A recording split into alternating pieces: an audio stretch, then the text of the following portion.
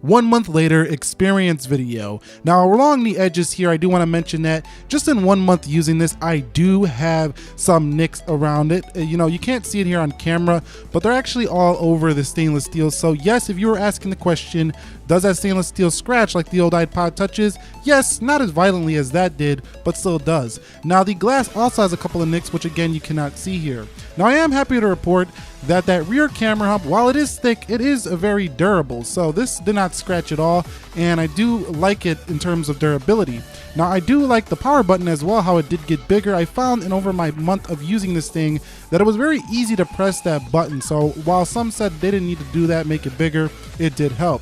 Now I did enjoy how the screen came pretty much all the way down to the bottom of the design. I think that's great design here by Apple. And at the bottom, you do see some really great audio that comes out that bottom speaker. But I do want to mention that right by that lightning port, that's easy to scratch up around there as well if you are jamming your lightning port into there when you're sleeping or half awake and things like that.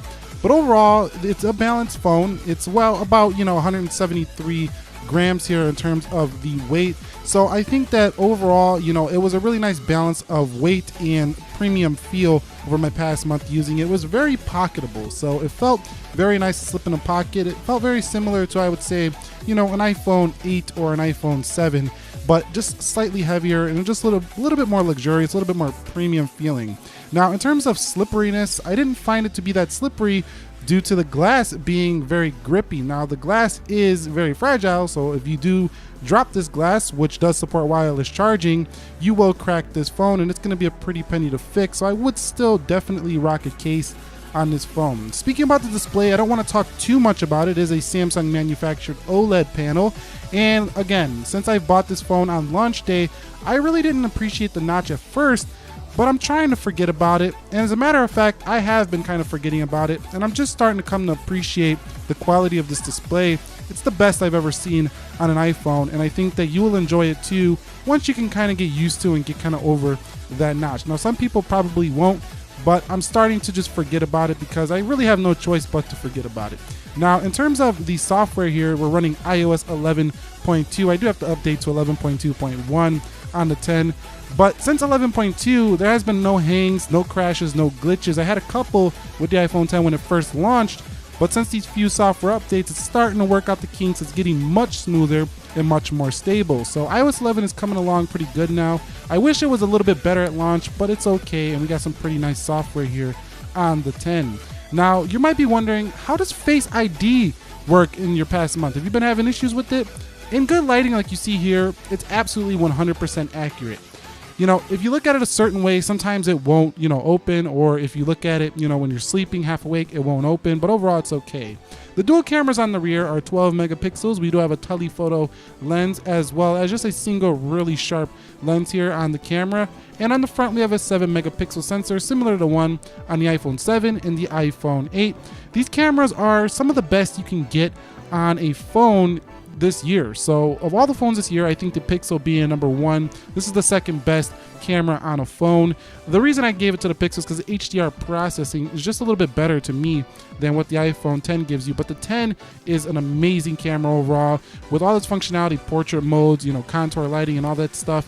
It's really good. I still wish that Apple would just throw some easy to set up settings in the camera user interface though, because there's some things that are missing, like the ability to change your video or the ability to change aspect ratios. Like, I want to be able to do that in my settings here, but I did download Manual Camera 2, which is an excellent app for doing all of that stuff really easily, like I would kind of like Apple to do with their stock app. So if you're looking for something like that, just download the Manual Camera app. I'll link it down below in the description. However, locating those amazing new video modes, the 60 frames per second and 4K, I did have to go dig around settings, and I think the mainstream consumer or the average consumer is really going to be, not really knowing where this is. They're going to have to do a Google search to figure out how do I set up that new feature, and that's why I say Apple should just put it in the camera settings itself. But overall, the camera is stellar, and for the money you're paying, you're pretty much getting what you pay for here. Now, in terms of the battery life with the iPhone 10, let's just put it this way, it's not gonna blow anybody away. The thing's gonna get you through the day. If you wanna know raw numbers, I'm getting about 6 hours of on-screen time, sometimes in the 5s, and the standby time is phenomenal as always with all iPhones. But this one didn't beat the 8 Plus, which was shocking because it's more money than the 8 Plus, and it has around the same size, battery size, as the 8 Plus. Now the OLED screen might be the culprit here, not as well optimized probably yet for iPhone as the LCD. Who knows, but for $1,000, this battery life was just average in my experience overall.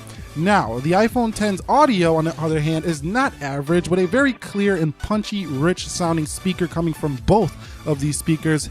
Hands down, one of the best on a smartphone all year, probably the Razer phone being #1. Now, in terms of just watching pure videos, or if you're just listening to some music, no matter what you're doing, if it's externally, you're gonna really love the iPhone X speakers, like I say, but no headphone jack here, so that can be a problem for some. Now, the call quality, nothing to write home about. I wasn't like, oh my god, amazing call quality, but I did like it better than prior iPhones. I never thought iPhones were the best at call quality, but this one has a better earpiece than prior editions, so it's solid, a solid 8 out of 10 in my book. So overall, what is my final experience? What is my final take after 1 month? You can see it's an overwhelmingly positive experience, probably as expected. The rear cameras have been one of the standout features for me using this phone over the past month. I just really think that if you don't have the money to buy a point and shoot, but you're just going to invest everything into a phone, this is definitely a phone you want to take a look at here. Now, the iPhone X also annoyed me with the notch at first, but I'm starting to get over it. Seriously, I am. I know it might sound like I'm being petty here, keep talking about the notch, but I'm getting over it. It's just something that bugged me at first. I was used to bezel displays. Now, the iPhone X here's app quality could be phenomenal when all the developers start getting it updated. Now, the app quality itself is still better than Android apps, but still they're not complete like they are on these smaller phones. You can see it just doesn't stretch on every app. Now, a lot of the big players have been getting their apps updated. In about a year or so, I think everybody will pretty much be updated, but until then, it's still an incomplete experience. So overall, would I buy this phone again? And the answer is yes, because I think it gives you a really well-rounded package. It feels nice in the hand. The design is beautiful. I think that the notch can be going away in the future. I don't want to see that in future iPhones. I hope that goes away. But overall, it's a fantastic phone. If you found this helpful, thumbs up down below.